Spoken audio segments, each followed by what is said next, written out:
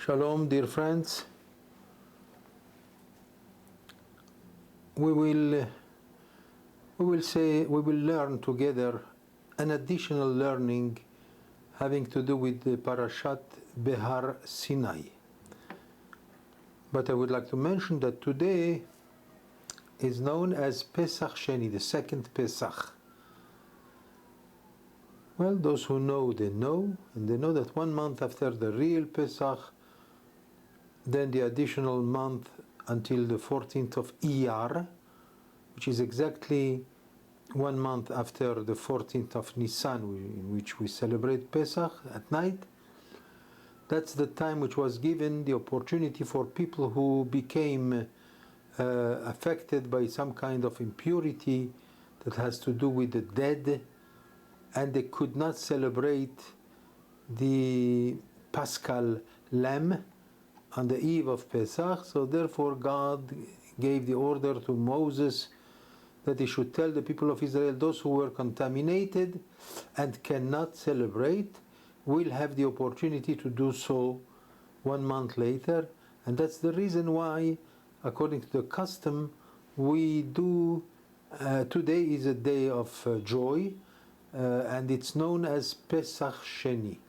And we have the custom to eat matzah today. This is what we did. Some people don't do it. This is not very important.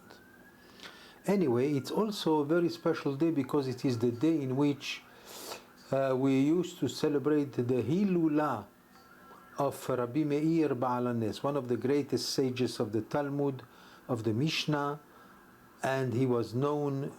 He became extremely popular, especially among the Sephardic Jews. And people, whenever they find themselves in any hard situation and they want God to save them, so they would add in their prayer the words Elah de Meir Aneni, the God of Meir, which means Rabbi Meir, of course, please answer me.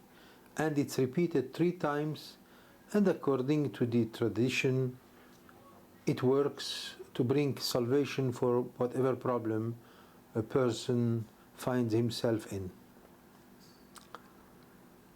It's worth it to believe in that because it does work.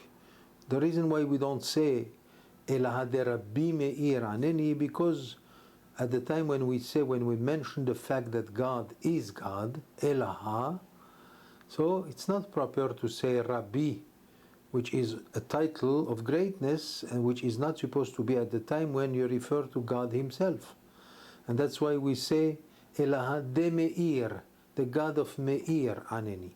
And by the way, this statement was pronounced by Rabbi Meir himself, about 1900 years ago, as a story that is brought in the Talmud that Rabbi Meir went to save one of the girls who was taken in captivity by the Romans, and he went and he jeopardized his life for liberating her from her captivity, and he even paid the Roman soldier who was in charge of taking responsibility over that girl or these girls.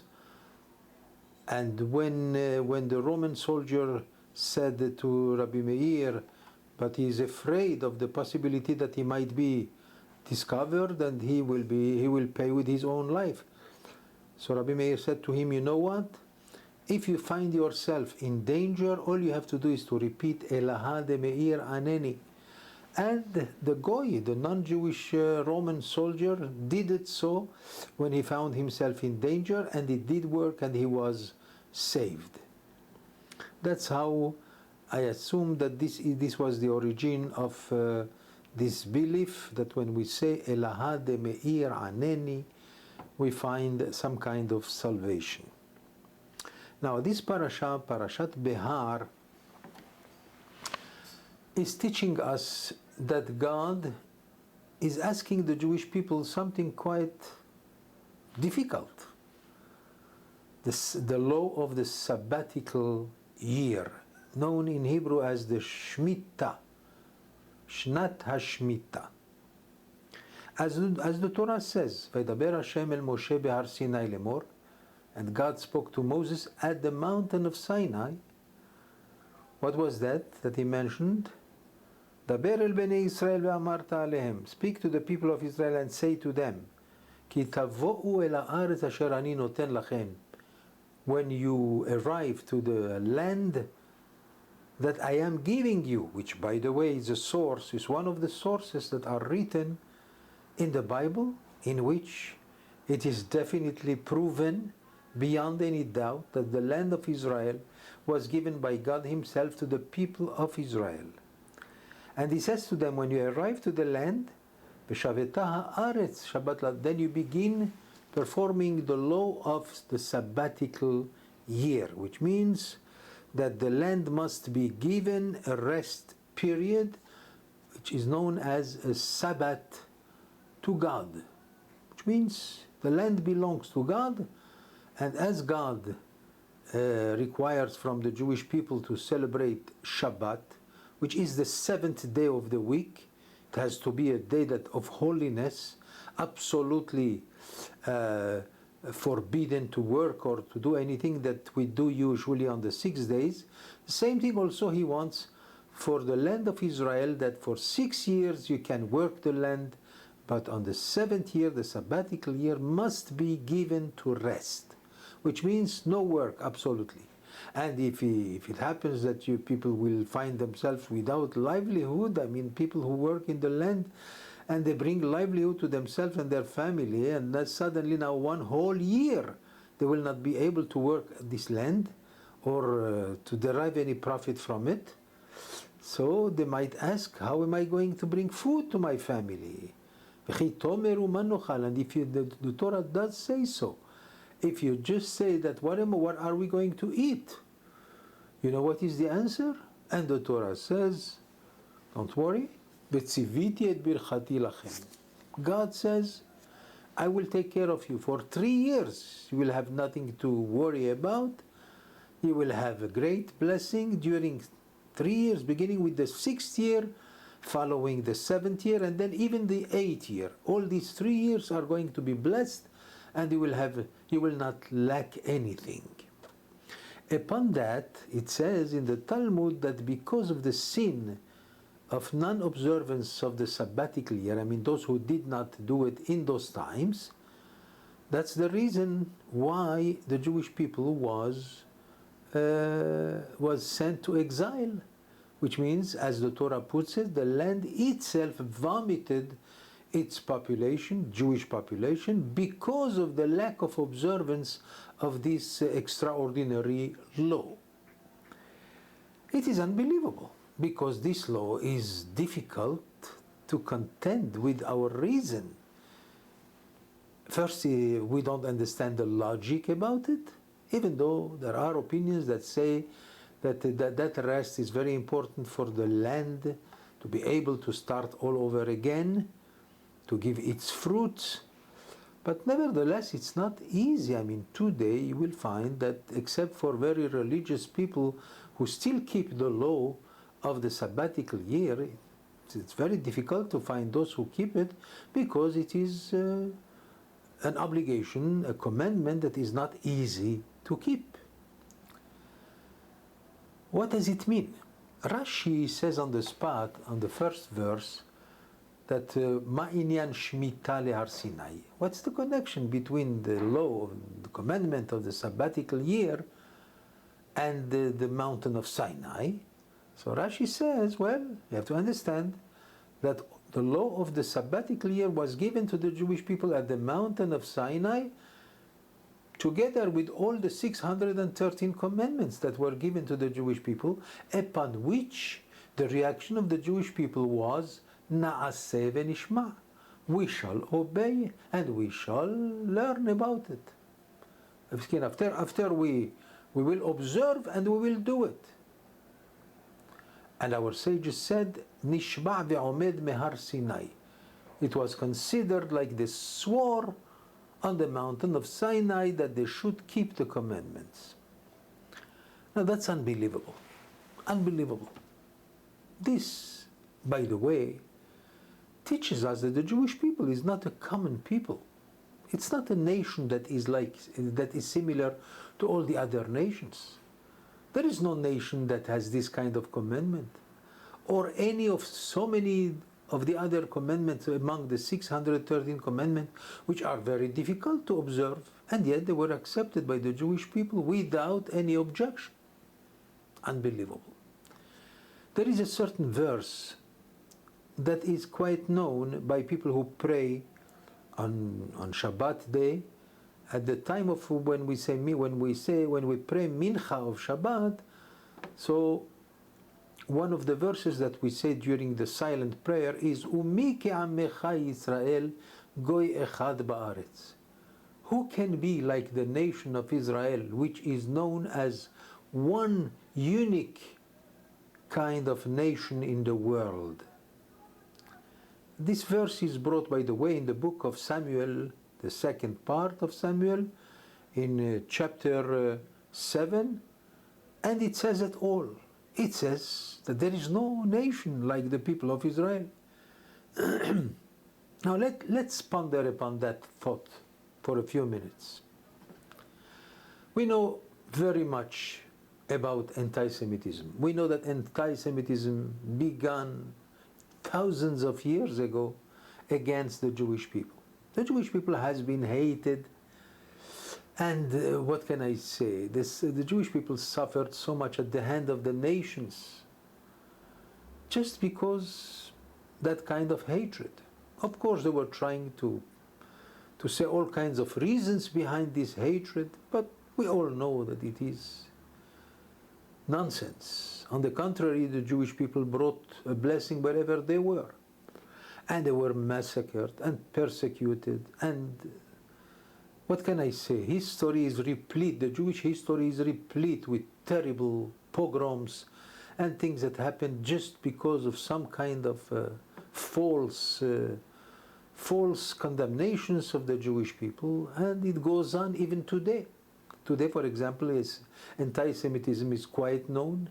It goes on from day to day from all the nations, from most of the nations at least, and especially among the Arabs who are our enemies, those Arabs whom we call our enemies, the so-called Palestinians. And what is the reason that they would say, well, we have taken their land?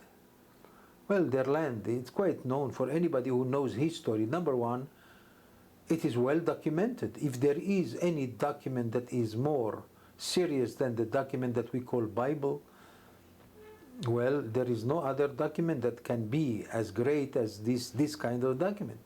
And it says and repeated again and again in this great Bible that God gave the Jewish people the land of Israel. And this land belongs to God.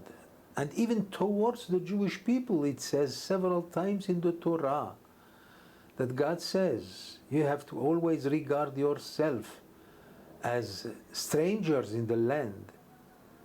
And also with me, ki gerim v'toshavim atem imadi. You are considered strangers and you are considered with me. What does it mean? So one of the explanations is that if we don't observe the laws of the land as well as the laws of the Torah, then, as we read last week's Parashat Emor, that the Torah can vomit its population, which is the Jewish population. And this is exactly what happened in the history of the Jewish people. Twice already we have been expelled from our land, because this land belongs to God. And only the Jewish people can return and populate the land of Israel. Now the so-called Palestinians call themselves inhabitants of the Jewish land. And it has been already proven that the Palestinian, if you can call it Palestinian nation, but there was no such a nation just 100 years ago. Because, as it has been said even by some of the leaders of the Arabs from Saudi and other places, where it says that the Palestinians did not exist then. The people who are calling themselves Palestinians, they came Part of them came from Egypt, the others came from Iraq, the others came from Saudi, and that's all. And they came, and now they say that we have taken their lands. How can be this kind of condemnation be more grotesque than that? It's unbelievable. But we attribute all this to one thing. It's not really. Everyone, every nation is looking for some reason why they hate us. But the truth is that this hatred has become traditional already. But when it comes to the Palestinians themselves, who are extremely dangerous for the Jewish people, terrorism goes on every day, and the murder in such a terrible and cruel way innocent people, and yet the world keeps quiet. And as soon as it appears that we have done something, such as the killing of one journalist that was during an action against the terrorist of Jenin, and it is proven by us that it's not really the Jewish soldiers who have done it, but rather the Palestinians themselves who have done it, and they have done such crimes several times so that the world will accuse us. And this is what's happening today. And it is just terrible. The Jewish people is suffering again and again from things that it has never committed. No crimes have ever been committed. On the contrary, the Jewish people are offering the Palestinians all kinds of things. The Palestinians do not know the meaning of gratitude. If they come to appreciate what this Jewish land has done for them, they should appreciate that no end. Unbelievable. But there is no appreciation. Why? That which we call anti-Semitism, which is also engraved in the hearts even of those Arabs. So they are looking for reasons, of course, to justify what they feel, but their greatest desire is to look for Jewish innocent blood to spill. All the Jewish people want is peace, and they can give so much for any kind of peace, because we haven't seen any peace throughout the centuries. And now that finally we came back to the land of Israel by the grace of the Almighty God, so we are still looking at this monster going on throughout the whole world. The world is blaming us for things that we did not even commit, and yet what they do against us is never even mentioned. And if it is mentioned, it is mentioned in a very, very quiet way, very calm way, hardly even mentioned.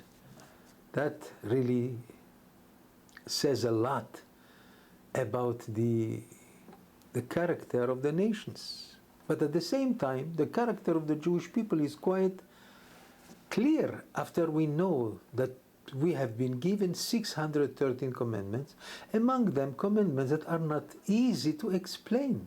And how is it possible that we have accepted with voluntarily na'aseh v'nishma, they said at the mountain of Sinai, to accept, for example, the law of the Sabbathical year is unbelievable.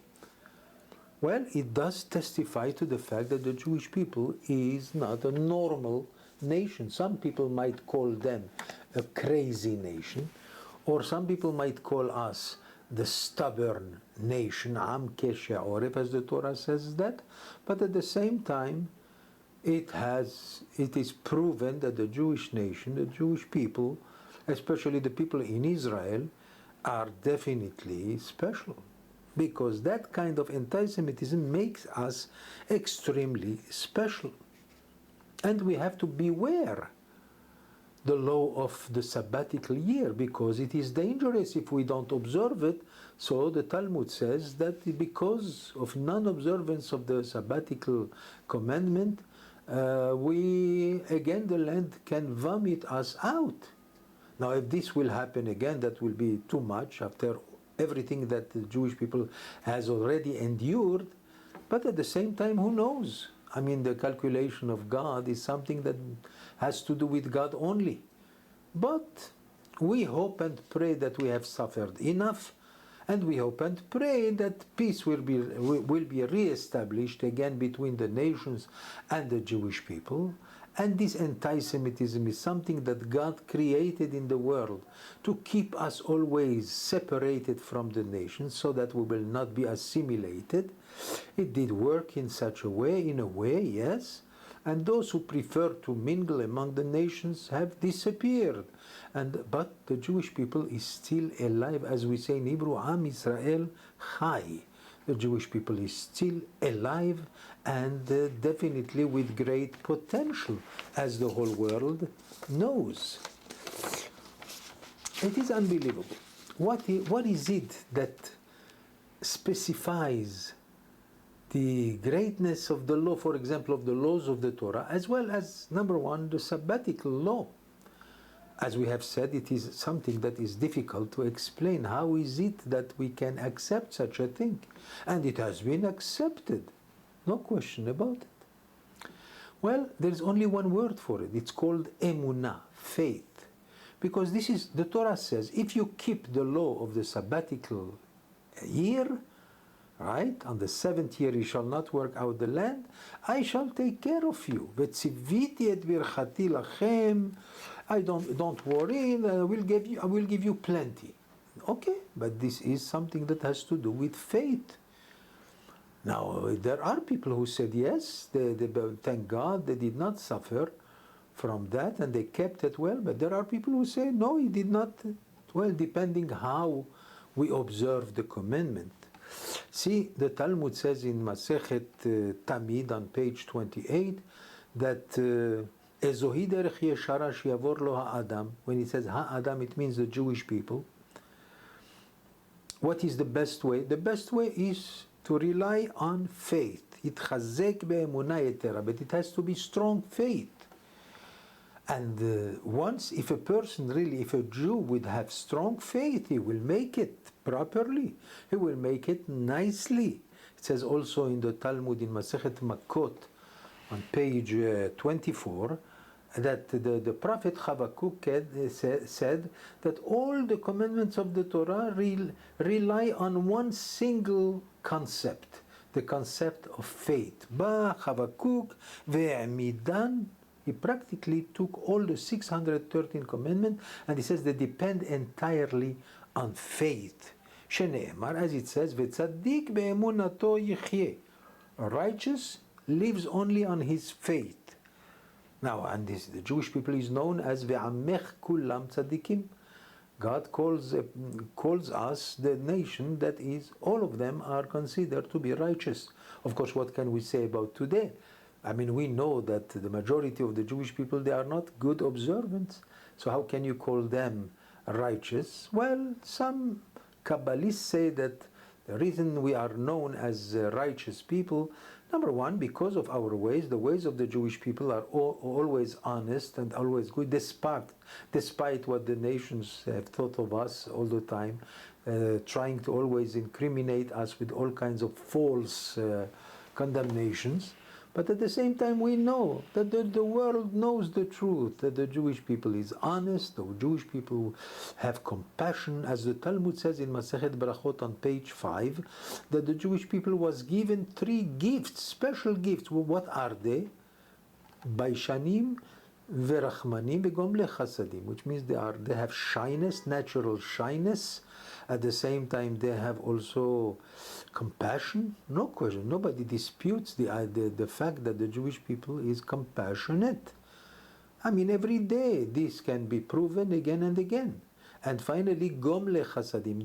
They are people of kindness, of loving kindness, helping each other. No question about it. Nobody can dispute that, because it is a fact that the Jewish people are always looking for those who are in need, and they are ready always to help. So all this is based on one thing: faith, emunah. Emunah in Hebrew means strength. Strength of what? Strength of the heart. You believe in God, you have to be firm in your belief. Being firm in your belief can bring upon you miracles. And if there is a disappointment about certain things, it's only because there was a lack of faith, or maybe the faith was not 100%. There are exceptions because of other calculations that God only knows, such as great, very righteous people who have been massacred throughout the history of the Jewish people, unfortunately. I am reminded of what happened last week in the city of Elad, which is the neighbor of Bnei Brak, a city, a small city of righteous people, people of Torah, and yet terrorism came upon them, and Arabs came, and with an axe they have killed 3 wonderful people. Did the world say anything? Nothing at all, nothing. But a few days ago, a journalist of Al Jazeera came, and while filming, she was hit by one of the, and we know it is Palestinian shooting, because it's impossible that the soldier of Israel would commit such a thing, knowing the reaction that will be immediately upon that. And yet, the world immediately is blaming us, ready to blame us as usual. Well, and we take it until it is proven by itself, as it has been done several times, when the Palestinians came up with false accusations, and finally we found out that it was them who committed the crime, so that we will be in trouble with the rest of the world. And the rest of the world is ready to always accuse us, because it's easy to accuse the Jews. But in the meantime, there is one thing that we cannot forget, that it is true that it's not easy to be a Jew. It is true. But it is beautiful to be a Jew, because being Jewish makes you special. When you are hated so much, it's only because there is jealousy.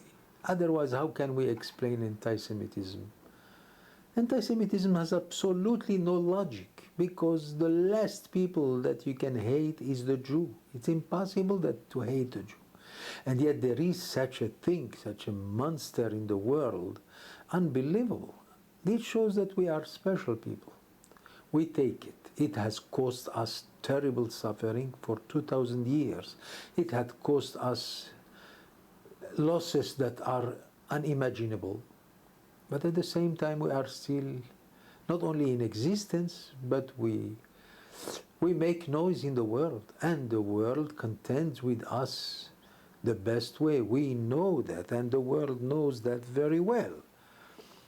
There is one thing about faith, and I would like to conclude with that. Every Jew has faith in God, and he has faith in Judaism, even those people who are not observant. We have so many of them. So you might think that they don't believe. Oh, of course, if you ask them, they will tell you, I don't believe in God. Many of them will say so. Most of them will say, I do believe in God, but I don't want to observe. Do you think there is such a thing as a Jew who does not believe? No way.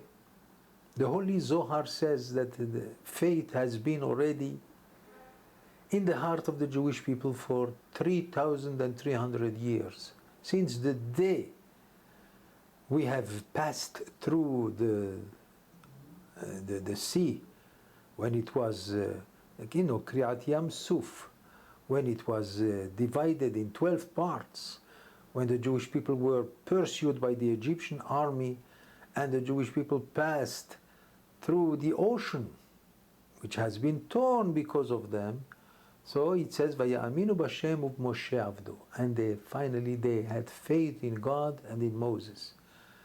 The Zohar, the Holy Zohar, says that that day faith has been given to the Jew in every generation. Even a Jew that says, I don't believe, he lies. He does believe. I'll give you an example, maybe 2 more examples, and with that we will conclude. We have one of the great, the big ministers of today is Mr. Lapid. Now, his father was known as an anti-religious Jew. He was known that he hated the Torah Jews, the people who are religious. But it is known also that before he passed away, just a few days before, he asked for his family that as soon as he dies, that the family should be sitting Shiva to observe the law of the 7 days of mourning.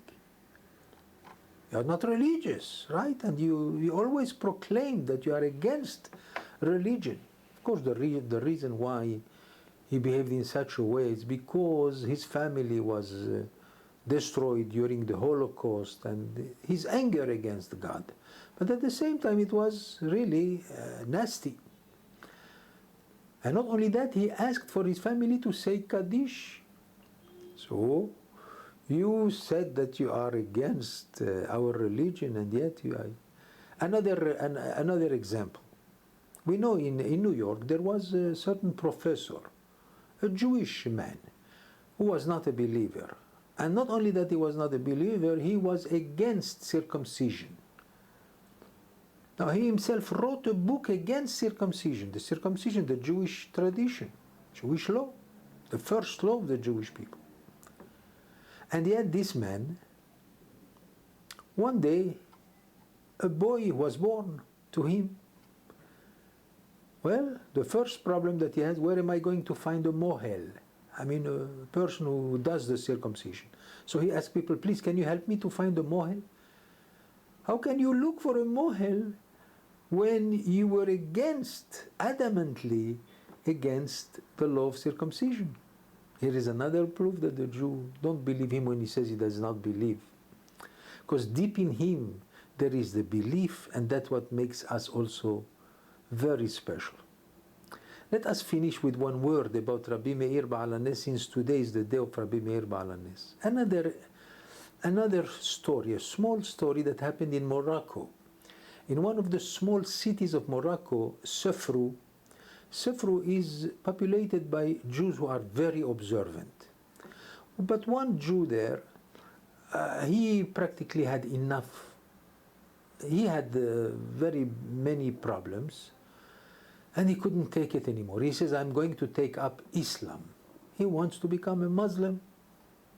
And the next day he went to the next house of prayer of the Arabs, of the Muslims, and he went and he told them that he wants to become a Muslim. They said to him, welcome, please, all you have to do is to sign that you want to become a Muslim and you are accepted. And he did sign and everything. And he came out of that house sure of what he did and proud of what he did. But he did not realize that he was about to fall in one of the stairs of that house. When he was about to fall, he immediately said, instinctively he said, oh, you Rabbi Meir Baal HaNes. This is something that usually Moroccan Jews would say when they find themselves in any precarious situation. So he said, oh, Rabbi Meir Baal HaNes, Rabbi Meir Baal HaNes. And if you understand the story, then you understand definitely where the heart of the Jew is really. Despite the fact that he might commit all kinds of things, let alone abominations, but at a certain time he will not forget his sources. And his sources are the faith that God has instilled in the heart of every Jew. It did cost us, because the nations know that. They know what we are. They know that we are a special nation. And unfortunately, while we do not deserve their hatred, they do hate us. Even in modern time, their hatred goes on and on and on. But we pray to the Almighty God that we are now living in that generation in which it is possible that we will see the redemption of the Jewish people, which means that kind of animosity towards the Jew will stop, and not only that, will be reversed to become an affection, a source of love for the Jewish people. With that, I wish everyone that the blessing of Rabbi Meir Baal HaNes be upon every one of us, for the sick people, for people who need salvation, for the people who need help. May the the Rabbi Meir Baal HaNes, be on their help, and remember to always say Elaha de Rabbi Meir Aneni whenever you find yourself in any dire situation in which you need help. Say it 3 times, and who knows, maybe if you have good faith in your heart, your prayer will be accepted. Shabbat Shalom.